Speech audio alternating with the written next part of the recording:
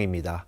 특검 수사와 탄핵 소추 가능성을 거론하며 노골적으로 사퇴를 요구하더니 법사위에서 기습적으로 청문회 계획안을 통과시키고는 조 대법원장이 나오지 않으면 고발하겠다는 말까지 서슴지 않고 있습니다.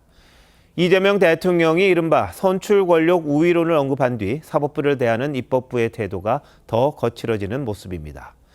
야당은 군사 정권 때도 없었던 사법부 압박이라고 반발했는데 어디까지 갈 건지 지켜볼 일입니다. 첫 소식 전정원 기자가 보도합니다. 대법원이 지난 5월 1일 이재명 당시 대선 후보의 선거법 사건을 유죄 취지로 파기환송하자 민주당은 대법원의 선거 개입이라며 사상 초유의 대법원장 청문회를 열었습니다. 심판이 그렇게 선수로서 플레이를 하면 안 되는 겁니다. 조 대법원장과 재판에 참여한 대법관들은 사법부 독립을 보장한 헌법에 반한다며 불출석했는데 민주당 서영교 의원은 이 자리에서 출처불명의 유튜브 녹취를 틀며 조이대 한덕수 회동설을 주장했습니다. 하늘이 두 쪽 나도 우리 대법원장님 그럴 뿐이 아니라고 제가 말씀드려야 되겠습니다. 이후 넉 달여간 새롭게 드러난 사실이 없지만 민주당 법사위원들은 또다시 청문회를 강행했습니다. 이번에도 불출석할 경우 법적 대응까지 검토하겠다고 했습니다. 대법원장은 신이 아니고 왕도 아닙니다. 제일 많이 들은 말이 탄핵 마일리지. 하지만 정작 해당 녹취를 공개한 유튜브 측을 증인 채택하진 않았습니다. 국민의힘은 군사정권 때도 대법원장을 이렇게 망신 주는 일은 없었다고 비판했습니다. 사법부를 장악하겠다고 하는 그 욕망 때문에 정신줄을 놓은 게 아닌가. 독재로 가는 길은 이미 7부 능선, 8부 능선을 넘고 있다. 국민의힘은 민주당의 조 대법원장 탄핵 요구가 이흥구 대법관에게 직무대행을 맡기려는 의도로 보고 있습니다. 우리법연구회 출신으로 문재인 정부 때 임명된 이 대법관은 이 대통령 선거법 재판 때 무죄 의견을 냈습니다. TV조선 전정원입니다.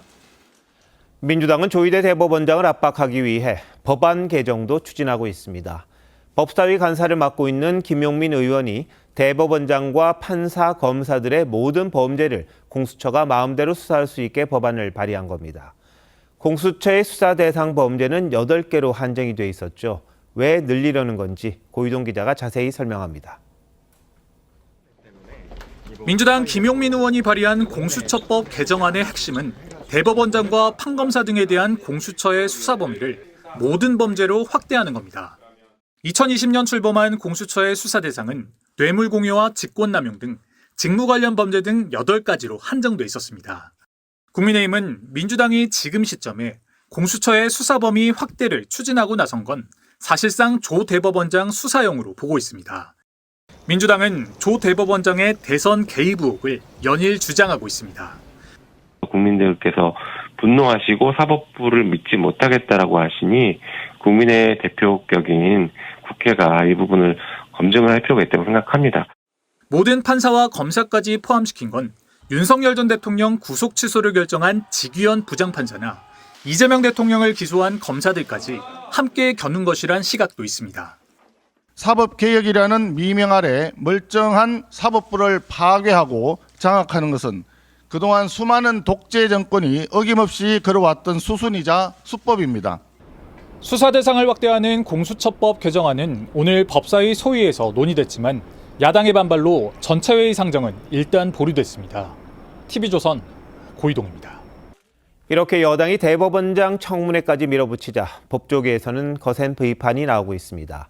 입법, 사법, 행정이 서로 견제하며 균형을 이루라는 헌법 정신을 어기고 입법부가 마음대로 권력을 휘두르고 있다는 지적입니다. 송무빈 기자의 보도입니다. 여당이 조이대 대법원장을 국회 청문회 증언대에 세우려는 것에 대해 한 현직 부장판사는 삼권 분립 파괴 행위라고 비판했습니다. 입법부가 사법부를 침범하는 위헌을 감행하고 있다며 국회가 사법부를 발 아래 두려 한다고 했습니다. 입법 독재라는 지적도 나옵니다. 사법부 수장을 불러서 청문회를 연다는 것 자체가 입법 독재를 지금 하고 있는 거고 허용된다 그러면은 대한민국 시스템은 무너지는 거예요. 여당은 이번 청문회에 조 대법원장뿐 아니라 윤석열 전 대통령 내란 재판을 맡고 있는 직위원 부장판사도 증인으로 채택했습니다. 부장판사 출신 변호사는 대법원의 이재명 대통령 선거법 사건 파기환송 결정의 정당성을 사후적으로 흔들고 현재 재판을 진행 중인 내란 재판부까지 선제적으로 압박하려는 거라고 했습니다. 자신들에게 유리한 판결만 정당한 판결이고 불리하면은 불공정한 판결이고 정치 개입입니까? 헌법을 무시한 요구이기에 조 대법원장이 청문회에 출석할 이유가 없다. 입법부가 재판을 조사할 권한이 있는지 헌법재판소에 권한쟁의를 청구해야 한다는 목소리도 나옵니다. TV조선 송무빈입니다.